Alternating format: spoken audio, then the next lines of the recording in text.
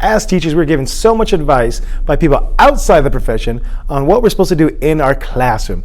Little do they know exactly what it's like to manage 30 students in one classroom, while at the same time being responsible for so many things that happen outside of our four walls. But we have so much work we have to do. Man, isn't that the truth? There's always something to do. But regardless, we got to keep our eye on the goal, and that is those kids in our classroom managing the day-to-day activities. In this video, I'm going to share with you the 3 most important things you must do in order to have good classroom management. But first, let's play that intro.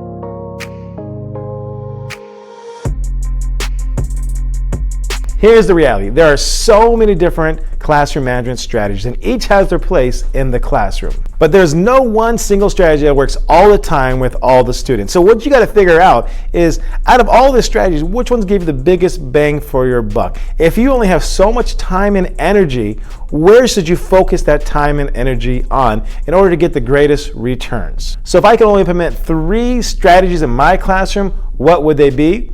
Well, here we go. The first one, and probably the most important one, is a seating chart. Oh, we need a seating chart. You got that right, Sid. We need a seating chart. Once again, no one strategy will solve all your problems, but a seating chart will give you the best advantage towards keeping good classroom management, good control over the class. A good seating chart will eliminate problems before they even happen. Each classroom can be set up differently, and how it's set up is up to you, but the key is each student needs to know where their assigned seating's at. And then from there, you can always mix it up and move students around. Each student should have their own seat to go to at the beginning of class. That way you avoid the disruptive behavior that normally happens in the beginning of a class. For my class, I choose to have groups of 2. So students are basically, desks are right next to each other, but the key is they're all facing forward. I've tried numerous different combinations, grouping, facing towards the middle, you name it. I've tried all different things throughout the 19 years of teaching, but what works best for me is having them facing forward towards the front of the room. Now, if you favor group work, here's the best thing I've seen for that. And in order to still keep the classroom management, I actually have a teacher here on campus that does this. She has all her students facing forward, and they're grouped in pairs, once again facing forward. But the key is that she has taught her students that when it's time to do group work, the 2 desks in front will flip theirs around, and they face the ones right behind them, and there you go, you have an instant 4 group ready to go. Now, what's great about this is it literally takes 30 seconds. She trained them and everything else. In 30 seconds, they can go from facing forward to group work within 30 seconds. And that is incredible. I've seen it in action. I'm like, man, she's amazing how she does that. So that's a way you can do group work and yet still keep the classroom management.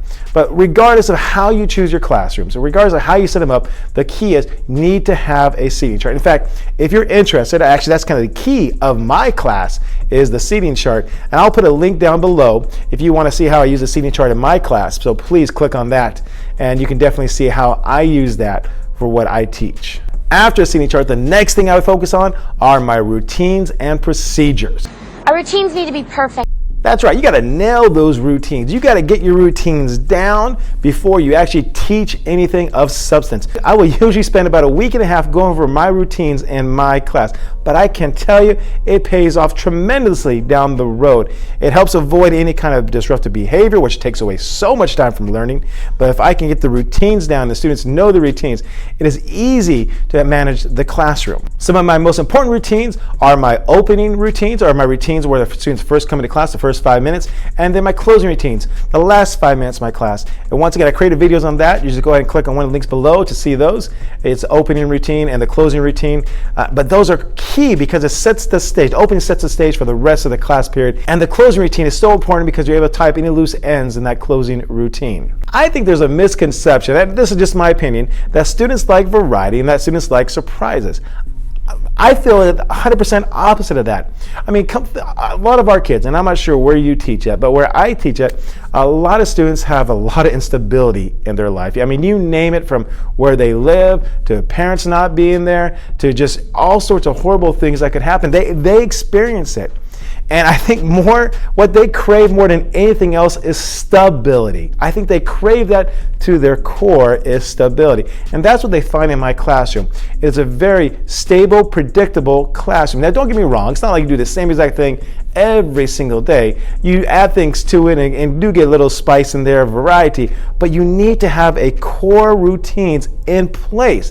And that way when students walk in, they know what to expect when they walk in. There are no surprises. And then when you start weaving anything else in, it fits perfectly because you have such an established routine and procedures that students actually desire that more than anything else. Now, once again, that's just my opinion, but I think there's a lot of truth to that. The final strategy you need to implement is proximity. Location, location, location.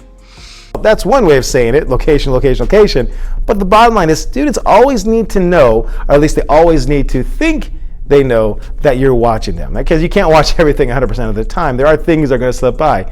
But if you definitely are vigilant and the students believe that you always see everything, that's going to eliminate a lot of misbehavior in the class. So one thing I have in my class is this. I have a desk riser. I'm never sitting down in my class. I have a little riser that goes up, and so just that itself keeps me more vigilant, and students actually see me kind of looking above them and around them and behind them.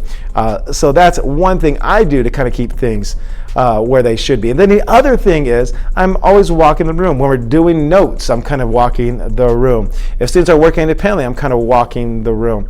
Just that proximity is part of it. And then if a student misbehaves, I try to catch it before it escalates to anything major. So for example, if two students are throwing things at each other, maybe it's like little paper at each other, I'll go up to one of them, I'll kind of tap their shoulder, and I'll tell them knock it off, and then I'll walk up to the next one, tap their shoulder, and knock it off. That usually by itself, the fact that they get caught, a lot of times they'll be like, oh my gosh, he's watching, and they'll stop the behavior just based upon that. So always keep an eye on the classroom, constantly moving around, and then addressing the behavior as soon as it happens, or more often than not, eliminate any drastic or any major misbehavior in the class. I know those came at you really quick, those 3 major things you gotta do in your classroom, but hopefully you found them helpful. If you would like more tips and tricks of the trade, just click on one of the links above here, and remember, stay zesty.